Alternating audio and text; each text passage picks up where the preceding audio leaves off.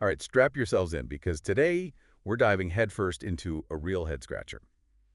Slice of life adventures in the hypersphere is, well, let's just say it's unlike anything I've ever read. Yeah, it's a wild ride for sure. It's not just the setting, this hypersphere thing that supposedly contains like everything, but it's the way the author just throws you into the deep end. No floaties. Exactly. From page one, you're right there in this brutal fight, basketball court, narrator and a halfling going at it. And the racial stuff, it makes you squirm, you know?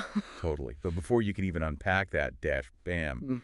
dash narrator skull gets crushed. And next thing you know, we're in this second room of the hypersphere, whatever that And means. that's where things get really trippy, right? All possible times, all happening at once. How do you even picture that? It's like the author's trying to make us see in, like 4D or something, a whole dimension beyond our normal idea of time. Yeah, beyond my comprehension, for sure.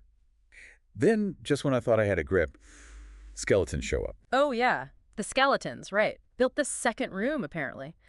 And they're tied to this whole identity holder concept, which I'm still trying to wrap my head around. Seriously. It's like, even in a dimension where time is fluid, you still need some kind of anchor for who you are. Maybe that's what the author's getting at. And then you've got the footnotes Yeah. and this whole other version of the fight told from Skeezy Steve's point of view. Talk about an unreliable narrator. Yeah. Makes you question everything you've read so far. Oh, absolutely. Like the author's messing with us on purpose. Totally. And just when I thought it couldn't get any weirder, boom. Dystopian future, Yoplait commercial on endless loop. The perfect family. Ugh. That one made me cringe. Right. And the narrator, Mr. Degenerate over here, is totally repulsed by it. It's like a commentary on, I don't know, fake happiness. Yeah, consumerism, that whole thing, the Yeah. curated life. Yuck. And then we meet Nick Canopy.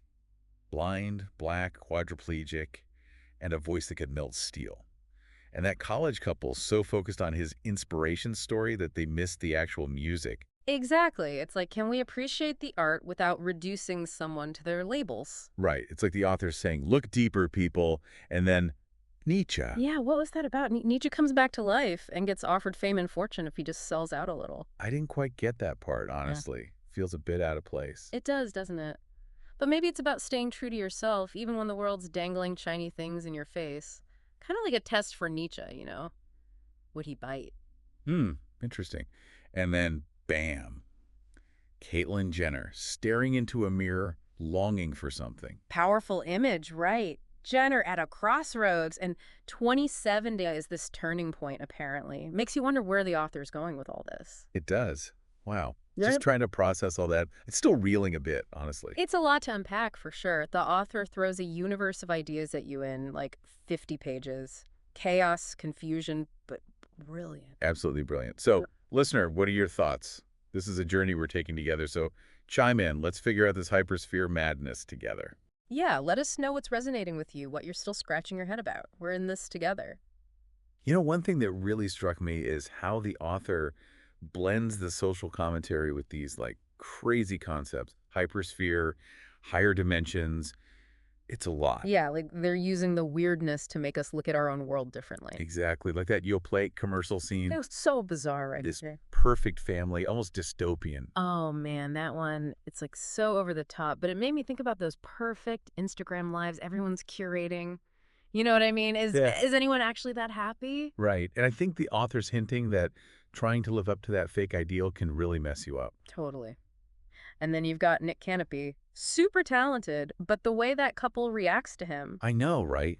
More interested in his story than his music. Inspiration porn, almost. It is. Like, can't we just appreciate him as an artist without making it about his disability? Exactly. And that's something the author keeps doing, pushing back against those easy labels. Like, the world is way more complex than that. Yeah, it's like they're saying, wake up, look closer. And maybe that's what the hypersphere is all about, too, right? All these possibilities. It's overwhelming, kind of like real life. Maybe. Like, we're all navigating this chaos, trying to figure out who we are in the middle of it. Right? Like our own little journeys through the hypersphere. Makes you think. It does. And just like the narrator bumps into all these strange characters, we're always meeting people who shake things up for us. Yeah, and even though it's this crazy setting, it's still about, like, real human stuff, right? Identity, connection, trying to find meaning when everything's nuts. Totally. And we're only halfway through. It's already given us so much to chew on. Makes you question everything. Oh, for sure. And it's not giving you the answers on a silver platter either. You got to work for it. Which is what makes it so good. Yeah. Right? Keeps you thinking. Yeah. And that cliffhanger, 2070, what's going to happen? I'm hooked, that's for sure. So, listener, what are your thoughts so far? Has this sparked anything for you? Any scenes that really hit home? Yeah, chime in. What's making you go, let's Yeah. keep unraveling this together. All right, so we left off with Caitlyn Jenner staring into that mirror, longing for something. Yeah. And right before that, the author drops this 2070 thing. Like it's some huge turning point. Yeah, I don't think Jenner's just there for kicks, you know? She's like this symbol of transformation, figuring out who she is in a world that's constantly shifting. And that mirror, right? Yeah. It's like she's facing every version of herself, past, present, future, all at once. It's heavy. Totally. And remember, we're still in the hypersphere where all those versions actually do exist. So it's like her personal journey is reflecting the whole point of the book, identity, meaning when everything's up for grabs. So is 2070 like some kind of societal earthquake? Everything we thought we knew about the world, about ourselves, just gets flipped. Maybe the author's not giving us specifics, but there's this feeling of like anticipation, something big is coming. And Jenner being there at that moment, it makes me think it's going to tie back into these themes of identity, changing who you are. You know, one thing that's really impressed me is how the author uses humor. I mean, these are serious topics, right? Social stuff, consumerism, the meaning of life. But they make you laugh while you're thinking. Yeah, they walk that line so well. Satire, absurdity, it's all there, but they never lose that human touch. It's like they're saying, hey, this is all messed up, let's laugh at it. But also, let's not forget what it means to be human in all this craziness. Exactly. And I think that's what makes this book so powerful. It's not just throwing ideas at you. It's about the experience of being alive with all the messy complications. Totally. And I'm still processing it, to be honest. It's a book that sticks with you, makes you keep thinking even after you're done. That's the good stuff, right? Art that doesn't give you all the answers, but makes you ask the questions. Absolutely. So, listener, what about you? What's resonated with you? What parts of you going, whoa, hold on, got to think about that? Keep exploring, keep questioning. That's what it's all about. And we'll catch you on the next deep dive with another mind-bending topic to unravel. Until then, happy reading.